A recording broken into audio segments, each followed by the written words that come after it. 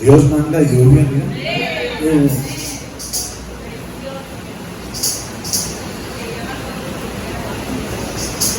les bendiga, hermanos. Buenas tardes. Le doy gracias a Dios porque me da la oportunidad de compartir una vez más su palabra.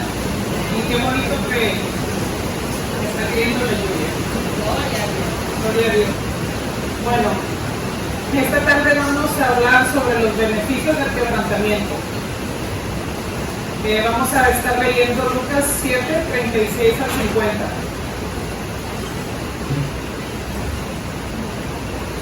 Antes de entrar de lleno a esa porción, voy a leerles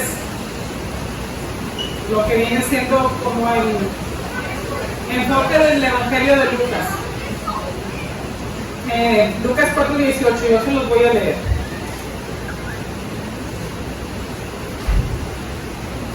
Dice la palabra de Dios en el nombre del Padre, del Hijo y del Espíritu Santo. El Espíritu del Señor está sobre mí por cuanto me ha ungido para dar buenas nuevas a los pobres. Me ha enviado a sanar a los quebrantados de corazón, a pregonar libertad a los cautivos y vista a los ciegos, a poner en libertad a los oprimidos. Y aquí está el nombre de la prédica, que es los beneficios del quebrantamiento. Y aquí está el enfoque que Lucas habla en el Evangelio de Lucas. Se exponen diferentes situaciones similares a lo que se habla en este versículo de Lucas 4:18. Personas con el corazón quebrantado, personas que están oprimidas. Y Lucas se explica de una manera muy particular, en forma detallada, cómo el Señor Jesús obra en cada una de las situaciones que se presentan en este Evangelio. Con una introducción solamente vamos a ver, como lo dice aquí en el encabezado, Jesús en el hogar de Simón el fariseo. Aquí en esta porción vemos que una mujer también entra en escena, y voy nada más a unos puntos a destacar de lo que está en los otros evangelios referente a una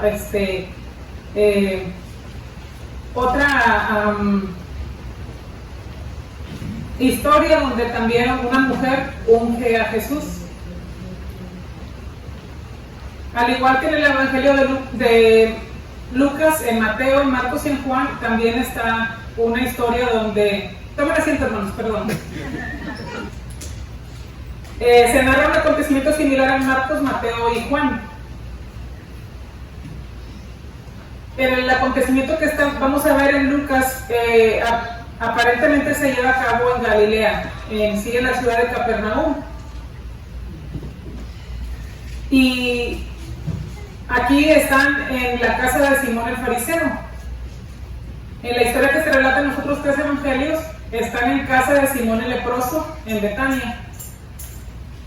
A diferencia de lo que se detalla en Mateo, en Marcos y en Juan, específicamente en esta historia, en el Evangelio de Juan se dice el nombre de la mujer que derrama el perfume a los pies de Jesús, y la llaman María. Y en Lucas, a esa mujer que derrama el perfume a los pies de Cristo, solamente se le menciona como una mujer de la ciudad que es pecadora. Ahí nadie dice el nombre de ella, solamente la acción, la actitud de ella a los pies del maestro. Y es algo muy bonito de cómo ahí vemos el anonimato. Ahí Lucas destacaba lo que el Señor hacía, más allá de levantar la acción de la mujer, era lo que el Señor iba a hacer ante la actitud de quebrantamiento de esa mujer. En el relato de Juan, María es criticada. En Juan, Marcos y Mateo, la mujer es criticada por derramar un perfume tan caro a los pies de Jesús. Ella es criticada. Y la critica Judas. Y dice, este perfume se pudo haber vendido para darle a los pobres. Y se derramó. Y en el de Lucas, se critica a Jesús por dejarse tocar por una pecadora. Y en la historia que cuentan Mateo, Marcos y Juan, algo muy particular es esto, de que los que estaban, los anfitriones, eran amistades de Jesús, que apreciaban al Señor y creían en su divinidad, en la divinidad del Mesías. Y es muy distinta la historia en Lucas, donde se le da un fariseo, invita a Jesús y lo trata obviamente como lo que era para él lo tenía en poco al Señor Jesús. Jesús no le simpatiza, pero lo invita, nada más lo ve como un maestro. Y ahora sí vamos a entrar en la palabra. Dice el verso 36. Antes me voy a poner en las manos del Señor, hermanos, disculpen, estoy nerviosa. Bendito Padre, en esta tarde, Señor, me pongo en tus manos, Señor, que tú seas ministrando nuestra vida, Señor, nuestros corazones, y que comprendamos, Señor, así como esta mujer, los beneficios del quebrantamiento, Padre, los beneficios que nos trae, Señor, rendirnos a ti, Señor, en totalidad. Te pedimos que esta tarde, Señor, no salgamos igual que como hemos entrado, Señor, sino que en nuestras vidas, si hay algo en nuestros corazones que está ahí sin sanar, que sea restaurado, Señor. Tú conoces todo en nosotros, Padre, a ti no escapa nada. En esta tarde me pongo en tus manos y que sea tu Santo Espíritu usándome a mí, Señor, solamente como un vaso útil en tus manos. Te doy gracias en el nombre de Cristo Jesús. Amén. Ahora sí, dice el verso 36. Uno de los fariseos rogó a Jesús que comiese con él, y habiendo entrado en casa del fariseo, se sentó a la mesa. 7:36. Aquí no especifica el motivo por el cual Simón invitó a Jesús a su casa.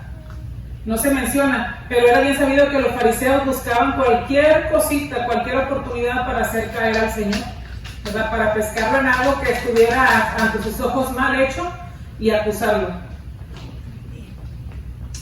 Dice que él le rogaba a Jesús que comiese con él. Simón le rogaba que asistiera a esa convivencia en su casa, que lo acompañara, y así él mantuvo las apariencias. Pero más adelante sale a relucir la verdadera intención del fariseo.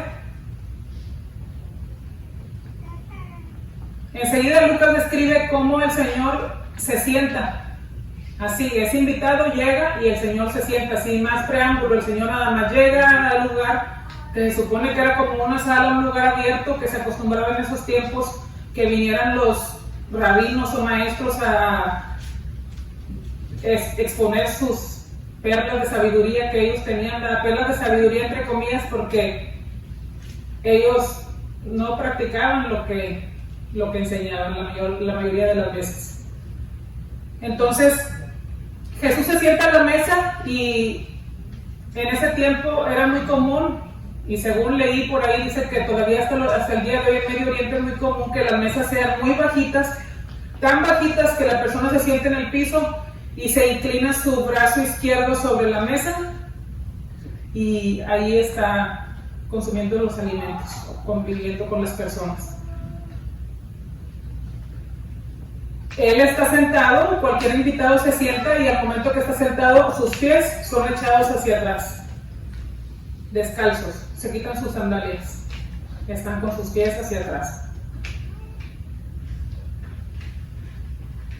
Simón conocía muchas normas sociales, tenían muchas normas los judíos, los fariseos, pero no puso ninguna de las normas que él sabía que tenía que cumplir con normas de hospitalidad. No las puso en práctica. Nada más entró el maestro y se sentó. Había una sola manera, que sí era porque para ellos era muy común no dejarse tocar por cualquiera, porque consideraban que al ellos tocar un impuro, ellos iban a ser contaminados.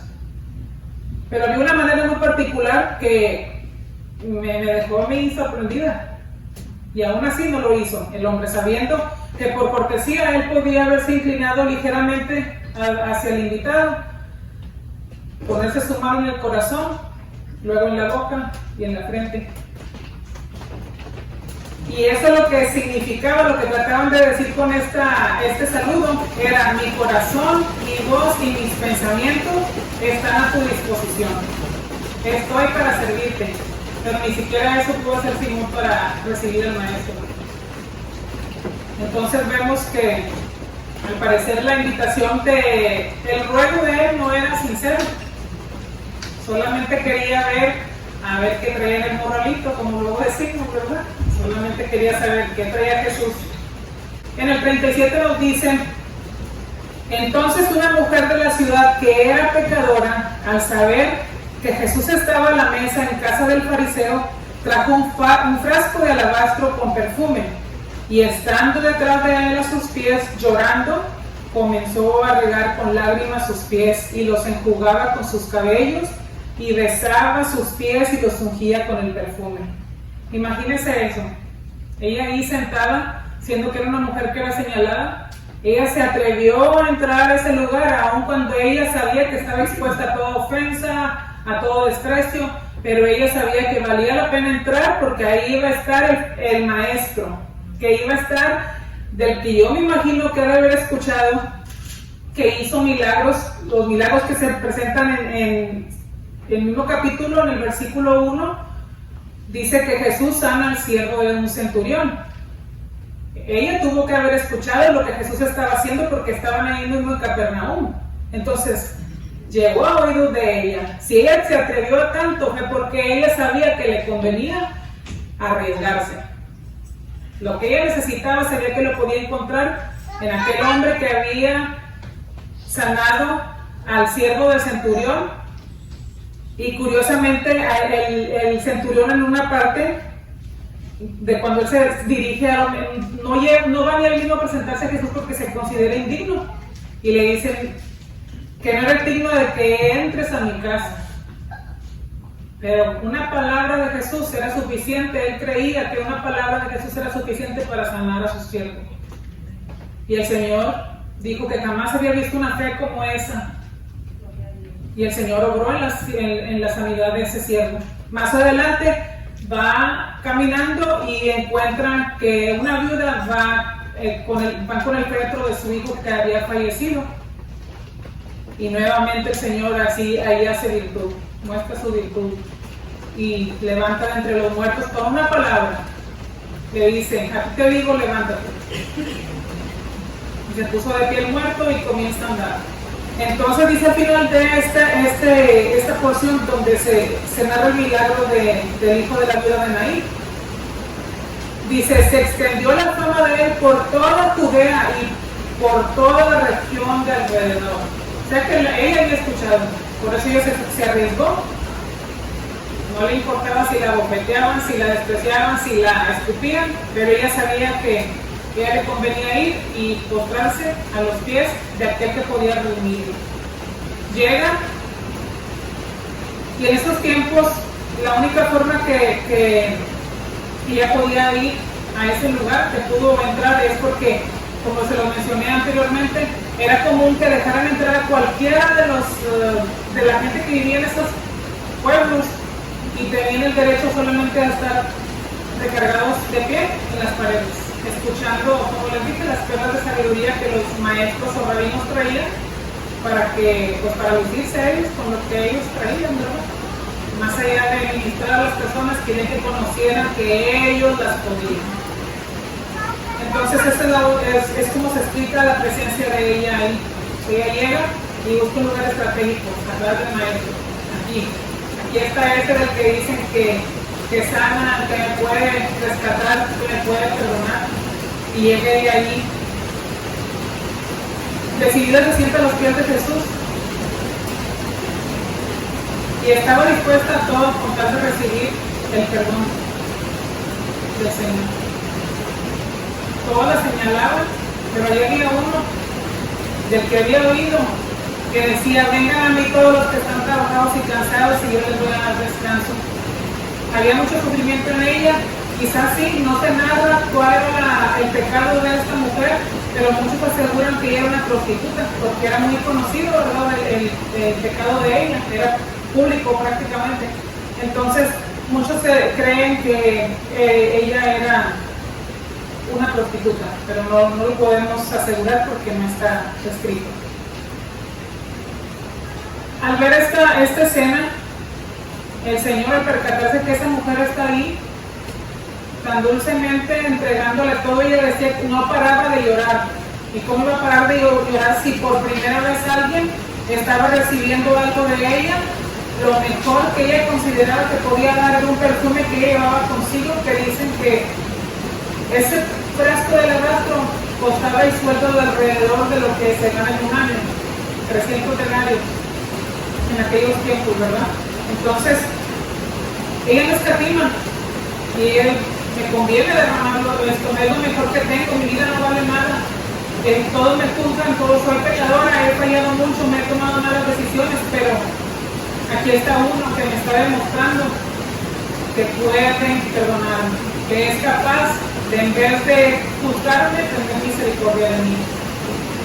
Y ella dice que acostumbraban llevar ese perfume colgado alrededor de su cuello, lo quita y lo derrama a los pies del Señor. Qué bonito, ¿verdad? Una muestra de arrepentimiento y de quebranto de ella. Y hasta aquí no se menciona que ella haya dicho una sola palabra. Solamente era su acción ahí, su actitud de humildad, de gratitud, porque había uno que estaba dispuesto a rescatarla del pecado.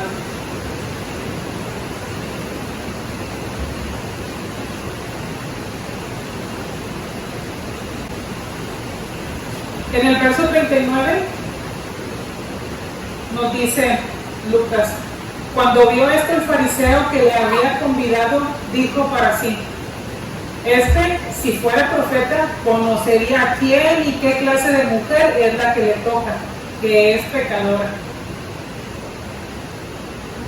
Él estaba como espectador solamente, viendo a ver qué hacía el Señor y qué hacía aquella mujer, a la cual consideraban de lo peor. En eso vemos como, ahí es donde vemos esta escena donde Jesús es juzgado por dejarse tocar por esta mujer, contrario a los de los otros 3 evangelios donde se juzga a la mujer por derramar el perfume. Los judíos consideraban que al dejarse tocar por una persona impura, se contaminaban ellos, se contaminaban ritualmente. Ellos eran puros ricos. Pero sabemos que cuando Jesús llega, todo impedimento social o todo paradigma cambia. El Señor todo lo vuelca. Cuando Jesús tocó a los leprosos fueron sanados. Él no fue contaminado.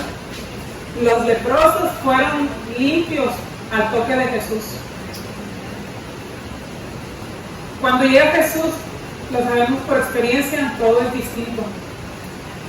Hasta el día de hoy los fariseos piensan que el impuro contamina al puro. Escuchaba por ahí una vez un hombre que fue a una reunión de pastores y dice que él llegó y habló a un taxista, ¿verdad? Tomó el taxi, llegó al hotel donde se iba a hospedar y cuando llega ahí, él le extiende la mano para saludarlo y el hombre aleja su mano y él dice: yo a propósito le extendía la mano a ver hasta dónde llegaba, prefirió darse la vuelta e irse. Entonces ellos siguen practicando esos rudimentos. En el caso de Jesús, cuando llega, el que es el verdaderamente puro y toca lo impuro, un solo toque de él, del puro que nunca cometió pecado, limpia al impuro. Y eso es lo que ha hecho el Señor con cada uno de nosotros. Eso de que éramos indignos, quizás por casi todos, no había quien diera un peso, tal vez, pero el Señor estuvo dispuesto a tomarnos en sus brazos, limpiarnos, redimirnos, quitar toda impureza, y aquí estamos. Esa es la historia de todos nosotros los que estamos aquí. Una historia de redención que el Señor ha obrado desde ese entonces, hace 2000 años, hasta el día de hoy. Tal es su misericordia que, aunque hagamos lo que hagamos, el peor de los pecados, Un día escuché a una mujer católica decir que había un pecado que el Señor no perdonaba y era el homicidio, el cometer homicidio. Y cuán equivocado estaba, porque cuando yo vine a la verdad, comprendí que para el Señor no hay peores pecados, ni pequeños pecaditos, ni grandes pecados. El Señor, su gracia es tal que perdona. De igual manera al homicida, al violador, que a veces no entendemos, ¿verdad? Pero tal es su misericordia, su gracia, que si hay un quebranto en el corazón de la persona, un arrepentimiento sincero, el Señor lo recibe y lo limpia, lo perdona, lo restaura. El fariseo no se podía dar cuenta de quién estaba ahí enfrente de él, porque él estaba ciego espiritualmente. No veía más allá de sus narices, dicen por ahí. No veía más allá, referente a él.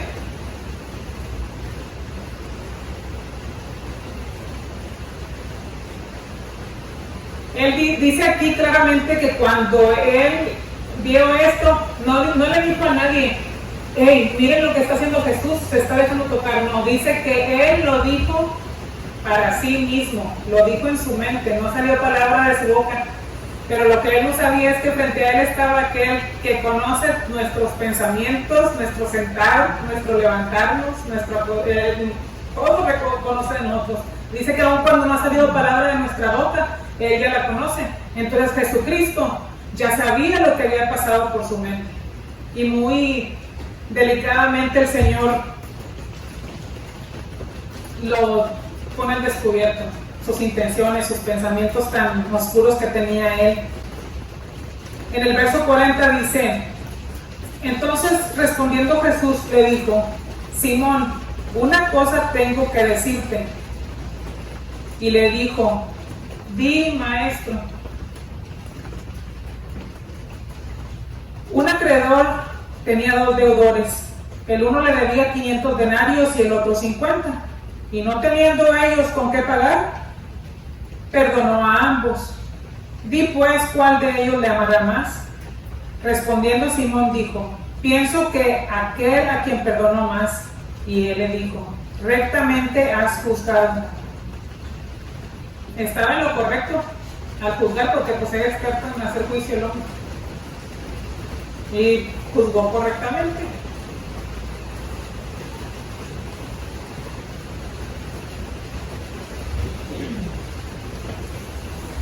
Dijo el pastor que tenía 3 horas para predicar, así es que ya saben. Ya saben, traigo aquí 10 hojas listas. Mando, cantes.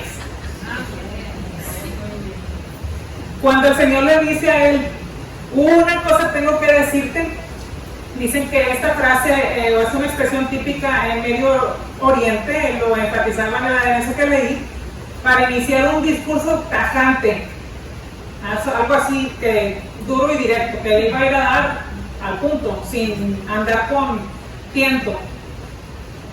Lo que te tenía que decir, te lo decían, y ahí le dicen. Es algo que probablemente ni el fariseo ni nosotros quisiéramos escuchar, ¿verdad? Esa palabra así, con todo directo, al punto, a lo que va. Y nos duele eso, cuando el Señor nos confronta con nuestras verdades o con nuestras faltas, nos duele eso, nos molesta, no queremos escuchar. Y tampoco Simón quería escuchar. Aquí en esta parábola el Señor hace referencia a 2 deudores y a un prestamista o acreedor. Dice que se habla de la incapacidad que tenían los dos, no podían pagar la deuda, no podían con ella. Entonces ni el de los 500 denarios, que era aproximadamente el sueldo de 1 año y medio, ni tampoco podía pagar el de 50, que debía 50 denarios, que equivalía como a mes y medio de salario de un trabajo. Jesús le pregunta, ¿verdad?, lo que vimos ahorita: ¿a quién de los dos le amaría más? Y como vimos, Simón juzga correctamente.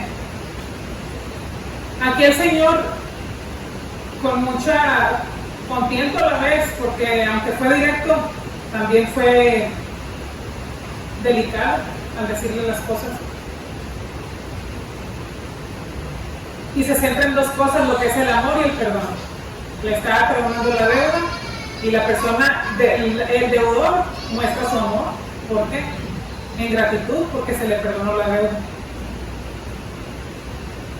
El acreedor es Dios y los deudores nos representan a cada uno de nosotros.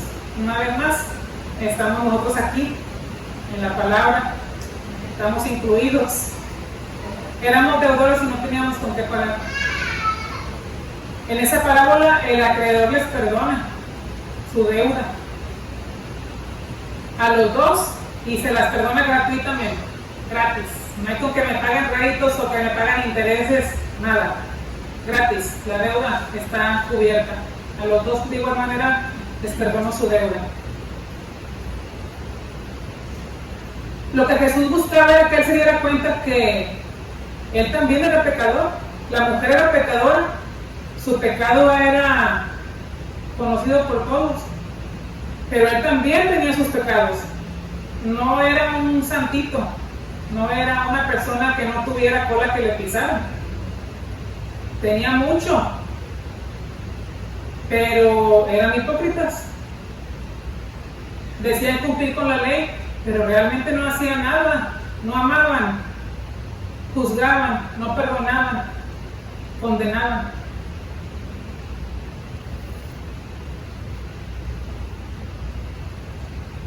Al igual que la mujer, Simón, ella con sus muchos pecados, y Simón, quien se consideraba que sus pecaditos eran mínimos y eran pecaditos chiquititos, así mínimos, insignificantes, los dos necesitaban de Cristo. De igual manera, necesitaban el perdón de Dios.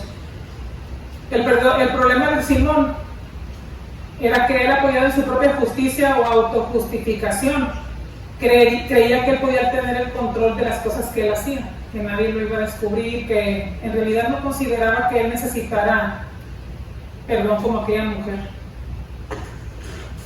Vamos rápido, gloria a Dios. Vamos a una hora y media. Él se consideraba que tenía faltas muy poquitas faltas y no hablaba mucho por su arrogancia. Le faltaba humildad y esa humildad estaba ahí. Esa falta de humildad era por causa de su ceguera espiritual. No podía ver, no alcanzaba a entender la profundidad del perdón que Dios le había puesto a su disposición en ese momento al alcance por medio de Jesús, el Cordero de Dios que quita el pecado del mundo. Por su arrogancia, por su envanecimiento en el conocimiento que él tenía. Nada más hasta ahí alcanzaba a ver, hasta el conocimiento que él tenía, hasta su inteligencia, porque de sabiduría yo creo que no había nada. Al contrario de la mujer, en la adoración del Señor Jesús, ese gesto indicaba que ella, al llorar a los pies de Jesús, no era más que un acto de amor y de gratitud por lo que el Señor estaba haciendo por ella. Le iba ahí justo unos versos más adelante veremos eso, cómo el Señor le perdona sus pecados.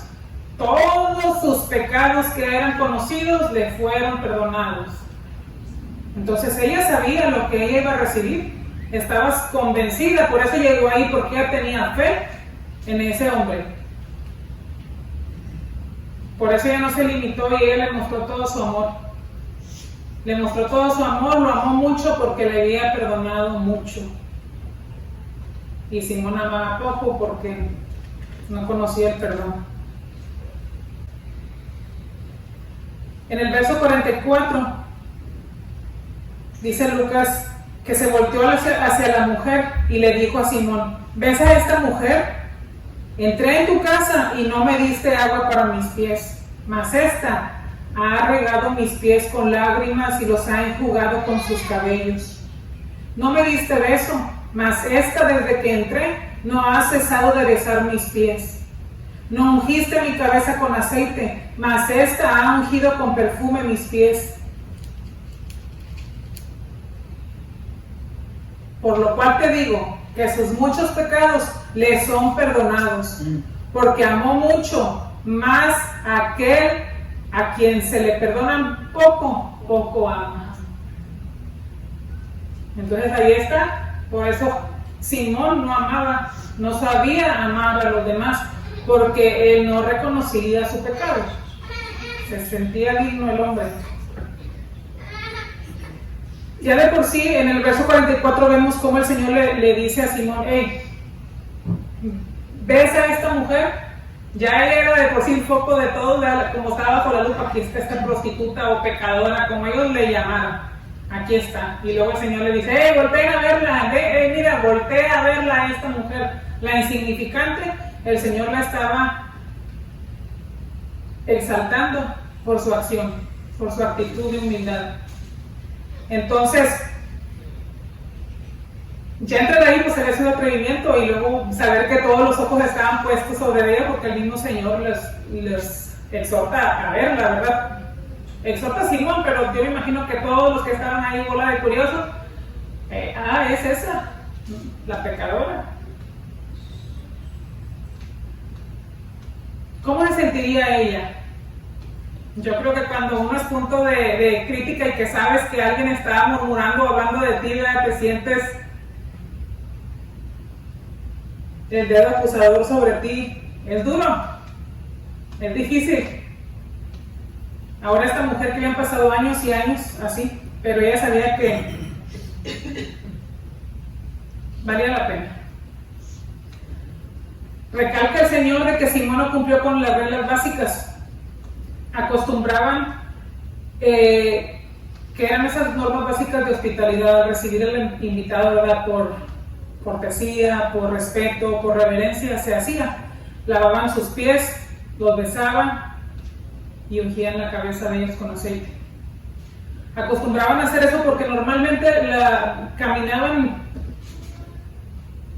horas, días, me imagino yo, para poder llegar de Betania a Capernaum. Tiene que haber caminado un largo camino, muchos kilómetros entre el desierto, y solamente su calzado era una suela, me imagino que de baqueta, porque realmente no me concentré en buscar de qué material era, pero especifica que era la suela y nada más eran unas correas las que sujetaban la suela en el pie de los hombres o mujeres que se desplazaban. Imagínense en el desierto llegar 3 días después o 4, cansados, sudados, malolientes, porque pues qué más podías esperar tras largo transitar en el desierto, ¿verdad? Eran normas, pero al fin de cuentas no cumplió con ninguna de ellas, que si hubiera sido cualquier otro maestro de la ley, hubiera hecho hasta lo imposible por cumplir con todas las normas que se le exigían a ellos. Y en cambio la mujer derrama aquel perfume a sus pies, se los unge, se los lava con sus cabellos. Y ya de por sí al soltarse el cabello delante de la gente en aquel tiempo era mal visto, pero a ella no le importaba nada, se soltó su cabello y comienza con su cabello. Imagínense la mujer, ¿verdad?, que somos así tan cuidadosas de nuestro cabello, y saber que ibas a poner a tu cabello a los pies sucios. Pero ella sabía que la recompensa que ella podía obtener era mayor a la suciedad que podía recibir en su cabello en ese momento. Y lo hace sin importarle nada.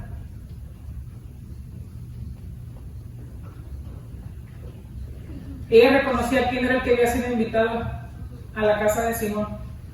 Por eso no le pensó 2 veces para hacer esa actitud, tenerla ante él, adorarlo, porque ella sabía que ahí iba a encontrar la fuente de vida, ahí, a los pies del maestro. Aquí en esta historia, entre el 44 y el 47, nos muestra que nos muestra un contraste entre 2 actitudes de mente y de corazón, bien claras. El que cree que hace las cosas bien a su propio criterio, y el que reconoce que necesita de un Salvador y que necesita ser perdonado porque es faltista. Ahí están, dos. El contraste de dos actitudes súper distintas. La ventaja de ella era de que ella estaba quebrantada, un corazón humillado delante del Señor. Y Simón, arrogante, no necesito del Señor, yo estoy bien. Que la atiendan a ella, a esa mujer. Jesús sabía quién es Simón y quién es esa mujer, aunque Simón quisiera pasarse de listo. Ella necesitaba que necesitaba al Señor, reconocía eso, y por eso lo estaba inundando de amor, porque era ese el que podía redimirla. Ella tenía bien claro quién era Jesús. Y Simón no se reconocía él mismo, no se reconocía necesitado de nada, por eso no podía amar. Se consideraba como un hombre bueno, fíjese nomás, bueno, justo y digno a los ojos de los hombres y a los de Dios, en su propio criterio. Pensaba que todas las cosas las hacía bien, todo lo que hago, todo lo que conozco, todo lo que he aprendido, todo lo que yo he hecho para ti, Señor, todo eso, Señor, ya me tiene exento de todo pecado. Imagínense la arrogancia. En una ocasión, hace unos años atrás, conocimos a una mujer en una iglesia y la mujer estaba bien pila, bien activa en todo estaba ella, en todo, no se le pasaba nada, ella en todo participaba, y gloria a Dios por la gente que está dispuesta. Pero cuando se hace de la manera correcta, con las intenciones correctas, gloria a Dios cuando se hace así. Y decía esta mujer, tengo 9 dones, ¿verdad?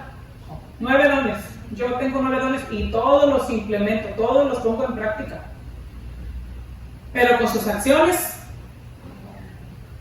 que hacía problemas y argüendes por aquí y por allá con chismes. Dígame si todos los domingos se paraba ahí en el altar, todos los domingos, a testificar, a dar los anuncios de la iglesia, a pararse el cuello, y se lucía y se jacarandeaba de todo, se jactaba de tanto. Y ella tenía 9 dones, pero no amaba, causaba división, causaba discordia, sembraba la discordia. Entonces, ¿de qué le servía tener los 9 dones? A mi ver, prefiero quedarme sentada, reconociendo, sentada ahí a los pies del maestro, reconociendo que todos los días necesito de él, porque todos los días fallo, todos los días en mi debilidad, todos los días cometo errores, y todos los días yo necesito del perdón del maestro, todos los días, todos los días. Todos los días.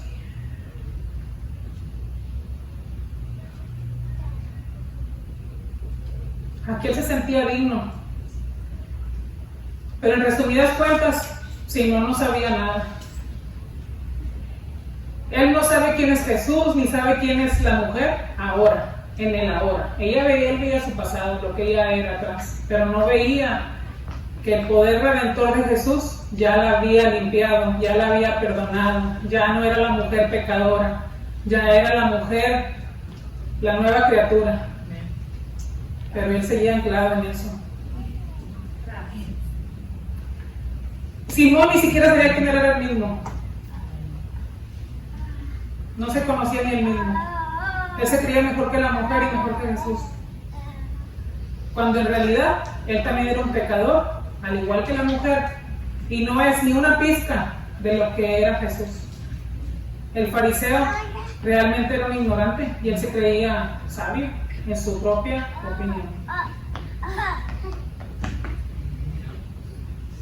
Y nos priva de la gracia de Dios y de su perdón nuestra arrogancia, nuestra falta de humildad, nuestro orgullo y el alto concepto que tenemos de nosotros mismos. Eso nos priva de la gracia de Dios y de su perdón. Imagínense.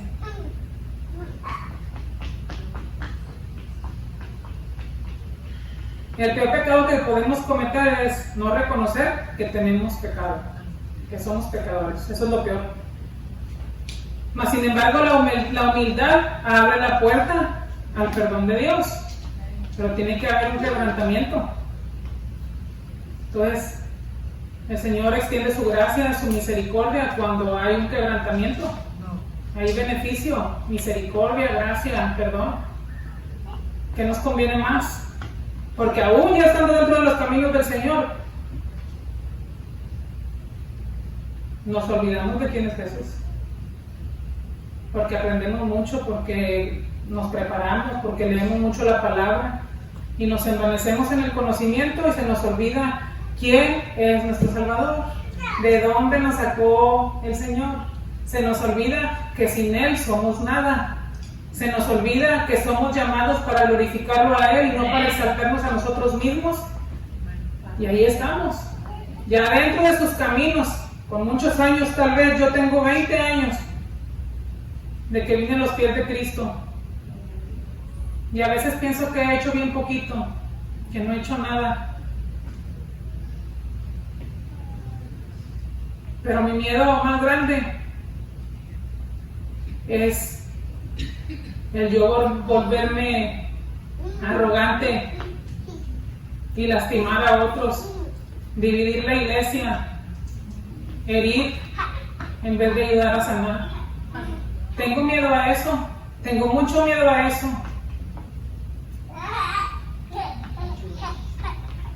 Porque lo que Dios ha puesto en mí no es mío, le pertenece a Él. Gloria.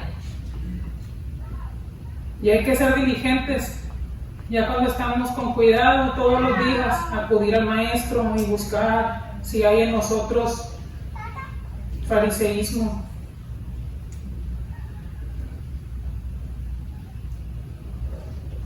Aquí podemos observar algo y preguntarnos, ¿somos como el fariseo o imitamos a Jesús?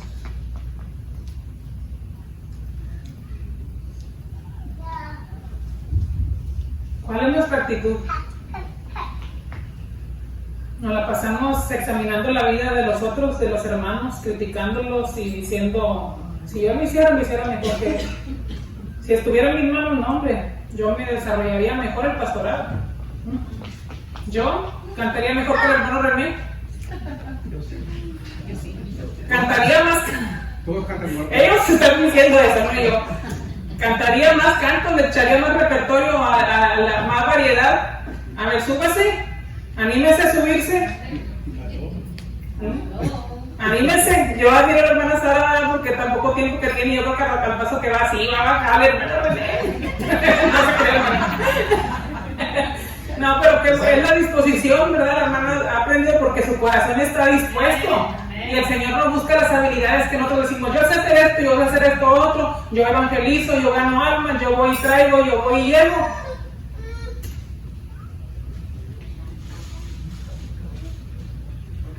Pero no tenemos un corazón dispuesto ni humilde. Dispuesto para el Señor. Dispuesto a glorificar al Señor y no exaltarse uno mismo.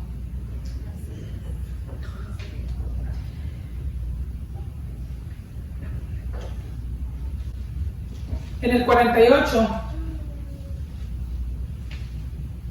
el Señor le dice a esta mujer pecadora, tus pecados te son perdonados. Ya le había dicho a Simón, pero aquí le vuelve a enfatizar a ella, a recalcar, hey, ya te he perdonado, todos tus pecados te son perdonados.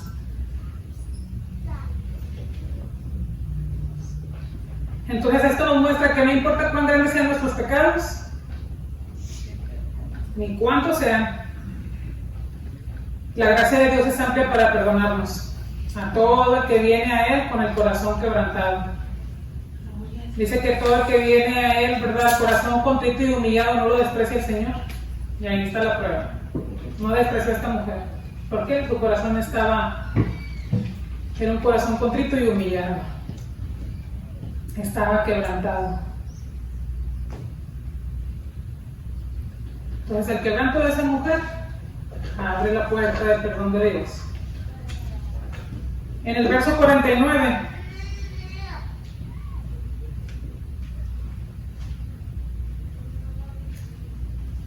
Y los que estaban juntamente sentados a la mesa comenzaron a decir entre sí: ¿quién es este que también perdona pecados?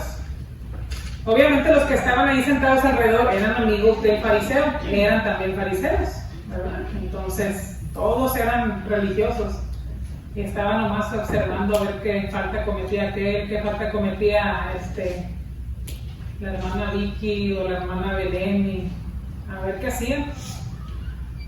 Así estaban ellos, nada más al alba, esperando a ver a quién criticar, a ver a quién encontraban a su víctima. Pero hay algo bien asombroso aquí, y es de que el Señor los ignora. No se menciona nada más que lo que ellos dijeron. El Señor los ignora. No perdió el tiempo con sus críticas. Él estaba más interesado en el quebranto de aquella mujer. Estaba más interesado en redimirla a ella que en los argumentos de esos hombres. Entonces no hay nada que pueda retener el perdón de Dios para un corazón quebrantado. Pero tiene que haber quebranto, tiene que haber arrepentimiento. Todo el que viene a Él arrepentido recibe perdón. En el verso 50 le dice el Señor, ignorando ahí el argumento de los religiosos, le dice: tu fe te ha salvado, ve en paz, vete llena, vete completa. Si venías vacía, si venías pensando que no valía nada, vales mi sangre, vales, porque ahora estás en mí, porque yo te he perdonado, te he redimido y yo te he puesto nombre. Ahora vete llena, vete en paz, nada te falta, yo estoy contigo. Y la mujer se va en paz. Y aquí está el título: el quebrantamiento, las bendiciones del quebrantamiento. Después del quebrantamiento viene el perdón, la salvación y la verdadera paz que tanto necesitamos. Y a veces le decimos que sí al Señor y no encontramos la paz, porque nada más hemos hecho una confesión, pero no conocemos realmente quién es nuestro Salvador. No tenemos ni idea de quién es. No tenemos ni idea de quién es nuestro Dios. Entonces, una sola cosa, una sola acción: mostrarnos como lo que somos, pecadores delante del Señor. Y obtendremos el perdón, la salvación y la verdadera paz.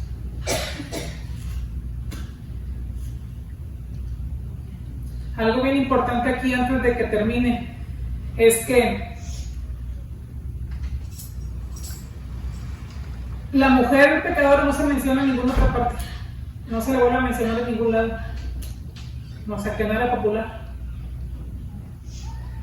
Pero eso sí, ella era tan humilde, ella no dijo palabra alguna. En todo esto que leímos, no dice que ella haya dicho: Señor, merezco tu perdón. No. Esa es la humildad, guardar silencio ante nuestro Señor. Simplemente entregarle todo nuestro orgullo, toda nuestra arrogancia, todo lo que traemos ahí, toda nuestra amargura, y el Señor obra.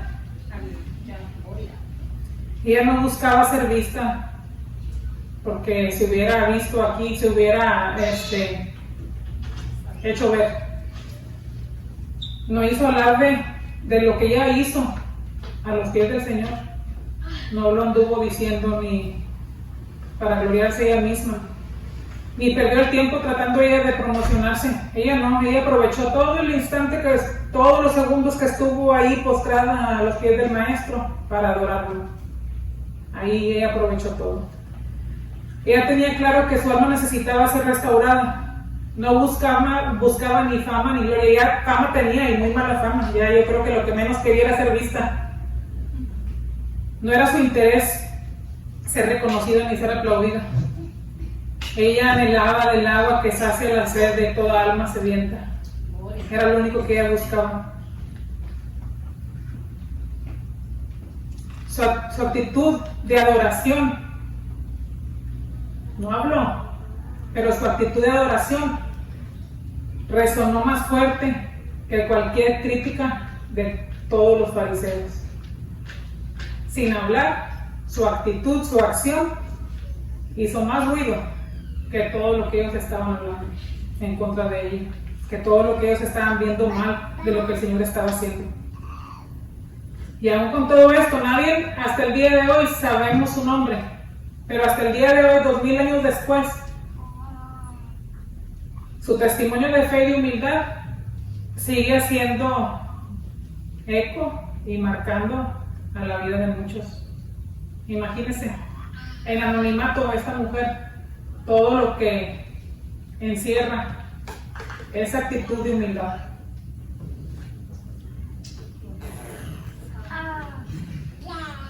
Ya para terminar, hermanos, vamos a tomar unos segundos y vamos a analizarnos en nosotros mismos. No diga nada, usted con el Señor, ahí en su corazón. ¿Quién se considera que es usted? ¿El deudor de los 500 denarios o el de los 50?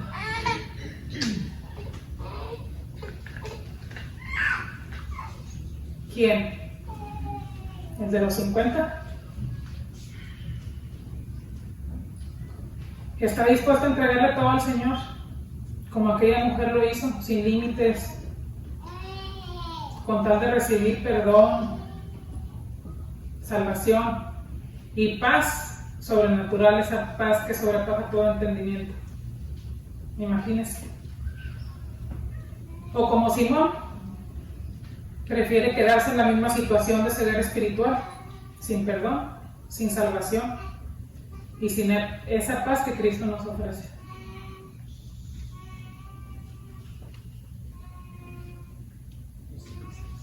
¿En qué punto estamos? ¿En la deuda de 500 denarios o en la deuda de los 50? ¿Quiénes somos en realidad? El Señor nos conoce. Aunque digamos lo que quieramos decir de nosotros, el Señor sabe nuestra condición. Y eso es lo que nos debería de mortificar. No lo que el hermano piensa de mis apariencias, ni lo que el hermano piensa de lo que yo hago. Nos debe de preocupar lo que el Señor piensa de nosotros. ¿A dónde nos quiere llevar? Nos quiere hacer libres y nosotros mismos por nuestra arrogancia nos mantenemos cautivos del pecado. Y vamos haciendo daño a mucha gente cuando estamos en esa condición, tristemente. Nos ponemos de pie, hermanos. Bendito Padre, te damos gracias, Señor, en esta tarde porque tu palabra es verdad, Señor. Eres tan paciente, tan amoroso con tus hijos, Señor, que nos hablas de una y mil maneras, Padre, para que podamos recapacitar, Señor, y no perder el tiempo. Para no perdernos en el desvanecimiento, Señor, de nuestro propio yo, Señor, en nuestro ego. Guíanos cada día, Señor, a ser como esta mujer, Señor. A sabernos, Padre, como grandes deudores tuyos, todos los días, Señor, que no somos merecedores de tu gracia, pero a ti te place por ese gran amor que tú nos tienes, Señor. Tienes tanta misericordia hacia todos nosotros que no nos das lo que realmente merecemos, Padre. Merecíamos muerte y nos diste vida. Nos has llevado de muerte a vida, Señor. Nos prometes llevarnos de muerte a vida cuando venimos ante ti, Señor, con un corazón quebrantado. Nos sacas, Señor. A los huesos secos tú les das vida, Padre. Soplas aliento, Señor, con tu espíritu. Y vienes y reavivas, Señor. Así te pido que en esta tarde, Señor, en esta noche, tú nos reavives, Padre. Si hay algo seco en nosotros, Señor, si hay una raíz de amargura, Padre, si hay, Señor, resentimiento, si hay ira, Señor, si hay contienda, Padre, si hay crítica, Señor. Habla nuestro corazón, Señor, que más claro nos puedes hablar, Señor, como nos has hablado en esta tarde. Que seamos diligentes, Padre, ponernos a cuentas contigo. sigo teniendo, Señor,